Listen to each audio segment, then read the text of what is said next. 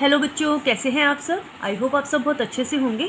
बेटा, हमारा जो टॉपिक चल रहा है अर्थ की दृष्टि से वाक्य भेद, आज हम उसके अंतर्गत पढ़ेंगे कि हमने इस पूरे टॉपिक में क्या पढ़ा और हमें उसमें से क्या समझ में आया। ठीक है, अब देखो, अर्थ की दृष्टि से वाक्य परिवर्तन किस तरह से होते हैं। पहले हम ये देखेंगे कि अर्थ की दृष्टि से जो वाक्य हैं वो 8 प्रकार के होते हैं।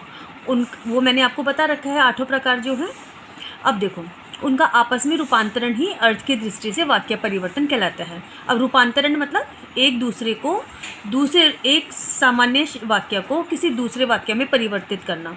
जैसे विधानवाचक है, विधानवाचक को प्रश्नवाचक या आज्ञावाचक या संदेहवाचक में आप उसको कैसे परिवर्तित करेंगे, उसके क्या नियम है, क्या तरीका है, ये हम आज आपको शॉर्ट तरीके से बताएंगे। ठीक है, अब देखो, वाक्य परिवर्तन हेतु आवश्यक संकेत क्या होते हैं, ये मैंने नोट्स बना के आपको समझाने का छोटा सा प्रयास किया है। आई होप आप ये अच्छे से समझेंगे, थोड़ा सा अलर्ट होकर सुनेंगे तो अच्छे से समझ में आएगा, इस बात की गारंटी है। अब देखो, पहला पॉइंट है इसका, प्राय आधारभूत वाक्य विधानवाचक विधि वाक्य ही होते हैं। आधारभूत मतलब विधानवाचक मतलब सिंपल वाक्य होते हैं। अगला पॉइंट है, निषेधवाचक वाक्यों का रूपांतरण करते समय नकारात्मक जैसे ना, नहीं, मत, इन अवयवों का प्रयोग किया जाता है। मतलब क्या हुआ इसमें कि नेगेटिव सेंटेंसेस में हमेशा ना, नहीं, मत करो, इस तरह के जो शब्द हैं इनका प्रयोग होता है। अगला पॉइंट, प्रश्नवाचक वाक्यों का रूपांतरण करते समय क्या और कौन सर्वनाम के कारकीय रूपों का अथवा क्या, किधर, कब आदि अवयवों का यथास्थान प्रयोग किया जाता है। देखो, जब हम प्रश्न पूछते हैं तो हम किस तरह से बात करते हैं, क्या लाए हो, कौन है, कहाँ जा रहा है, किधर जाना है, कब जाना है, तो ये सारे क्वेश्चन जो जहाँ पे क्वेश्चन पुटअप होते हैं वो प्रश्नवाचक वाक्य होते हैं। ठीक है, अगला पॉइंट देख लेते हैं, इच्छावाचक वाक्यों में चाहना, इच्छा जैसे शब्दों जो इच्छा, शुभकामना, आशा इत्यादि भावों को व्यक्त करते हैं, इनका प्रयोग होता है। आपने इच्छावाचक वाक्य पढ़ा, उसके अंदर हमने क्या जानना और समझा था कि हम जो इच्छा करें, काश बारिश रुक जाए, काश आज ये खाने को मिल जाए, जहाँ हमारी इच्छा चल रही है, भगवान आपका भला करे, आपकी यात्रा शुभ हो, इस तरह के सेंटेंसेस हमने पढ़े थे, आपको याद आया। तो इच्छा, आशा और शुभकामनाएं इन सेंटेंसेस में आती हैं। अगला पॉइंट देख लेते हैं, अगला है, देखो, संकेतवाचक वाक्यों के आरंभ में यदि, अगर, यदि जैसे शब्दों से वाक्य का प्रारंभ कर दूसरे वाक्य को उसके साथ जोड़ा जाता है तो वहाँ पे हेतुमत भविष्यकाल या भूतकाल के वाक्य इसमें आते हैं। अब आपको याद दिलाती हूँ, हेतुमत भूतकाल या भविष्यकाल क्या होते हैं, जो एक सेंटेंस दूसरे सेंटेंस पे डिपेंडेंट होता है। जैसे यदि तुमको यह क्वेश्चन समझ में आ जाए तो मुझे भी समझा देना।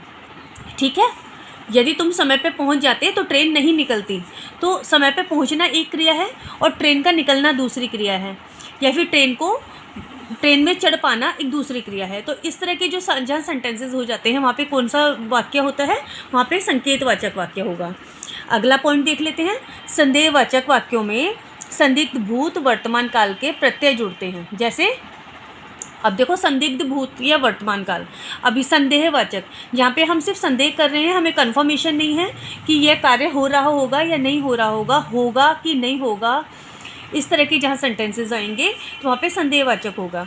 जैसे वह पढ़ रहा होगा, अब हमें नहीं पता वो पढ़ रहा होगा कि नहीं पढ़ रहा होगा, हम कहीं और बैठ के हम सोच रहे हैं, अनुमान लगा रहे हैं कि वो पढ़ रहा होगा, या फिर वह पढ़ चुका होगा, हम ये भी अनुमान लगा रहे हैं कि हो सकता है इतना 5 बज रहे हैं, हो सकता है वो पढ़ चुका हो, लेकिन हमें नहीं पता, क्या पता वो सो ही रहा हो, पढ़ने बैठा ही ना हो। तो जहाँ पे इस तरह की क्लियरिटी ना हो, संदेहवाचक वाक्य होते हैं। अगला पॉइंट देखते हैं, विस्मयादि जो वाक्य होते हैं उसमें कौन से शब्द से स्टार्ट होते हैं, कौन से वाक्य शुरू होते हैं, हे, अरे, अच्छा, इस तरह के जहाँ पे सेंटेंसेस आएंगे, शब्दों का आरंभ होगा, तो वहाँ पे विस्मयादिवाचक वाक्य होंगे। विस्मयादि बोधक वाक्य भी कहते हैं। आज्ञार्थक वाक्यों में आज्ञा, अनुमति, निवेदन इत्यादि भावों को प्रकट करने वाले शब्दों का प्रयोग होता है। आज्ञार्थक में आपको याद है, आप जा सकते हैं, तुम अंदर आ जाओ, इस तरह के जहाँ पे आदेश।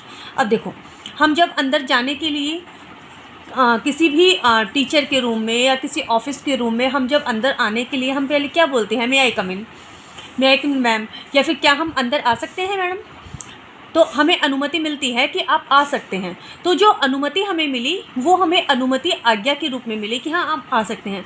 लेकिन अगर वो हमें नहीं आने देना चाहते तो आप वो हमें मना भी कर सकते हैं, तुम अंदर आ जाओ, तुम अंदर मत आओ। इस तरह से वहाँ पे कौन से शब्द होंगे, कौन से वाक्य होंगे, आज्ञार्थक वाक्य होंगे। अब देखो हम उदाहरण देख लेते हैं, उससे आपको ये टॉपिक अच्छे से क्लियर हो जाएगा। अब एक ही वाक्य का अर्थ की दृष्टि से सभी रूपों में रूपांतरण किया जा सकता है। अब मैंने एक वाक्य पकड़ा है और उसको मैं 8 तरह से उन वाक्यों को परिवर्तित करके रूपांतरण करके आपको ये टॉपिक समझाने का प्रयास करूँगी। विधानवाचक यानी कि सिंपल वाक्य में हम कैसे समझेंगे, लता बहुत अच्छा गीत गाती है, ये हो गया विधानवाचक यानी कि सिंपल वाक्य। अब हम इसको नेगेटिव निषेधवाचक में कैसे चेंज करेंगे, लता बहुत अच्छा गीत नहीं गाती, तो नेगेटिव आ गया यहाँ पे कि नहीं गाती। अगला देखते हैं, अगला पॉइंट है प्रश्नवाचक। अब इसको हम कैसे चेंज करेंगे, क्या लता बहुत अच्छा गीत गाती है, ये हो गया प्रश्नवाचक वाक्य। नेक्स्ट पॉइंट है आज्ञावाचक। आज्ञावाचक में लता तुम बहुत अच्छा गीत गाओ, तो यहाँ पे आज्ञा दी जा रही है। इच्छावाचक में हम कैसे चेंज करेंगे, काश लता बहुत अच्छा गीत गाए, काश, ठीक है ना। संदेहवाचक देख लेते हैं, शायद लता ने बहुत अच्छा गीत गाया होगा। संकेतवाचक, यदि अवसर मिलता तो लता बहुत अच्छा गीत गाती, यानी अवसर मिलेगा तभी वो गीत गाएगी। विस्मयादिवाचक, अरे वाह लता ने बहुत अच्छा गीत गाया। तो इस तरह से हमने एक सेंटेंस को, एक विधानवाचक को अलग अलग तरीके से परिवर्तित करके मैंने आपको ये समझाने का प्रयास किया कि रूपांतरण या परिवर्तन वाक्यों का कैसे किया जाता है। तो एक सिंपल वाक्य किस तरीके से अलग अलग वाक्यों में परिवर्तित होकर किस तरह का रूप धारण करता है। आज के लिए इतना ही। नेक्स्ट वीडियो में हम जो है अभ्यास करेंगे इन क्वेश्चंस का, और उसके ऊपर एक छोटी सी वीडियो बना के लाऊंगी। Bye bye.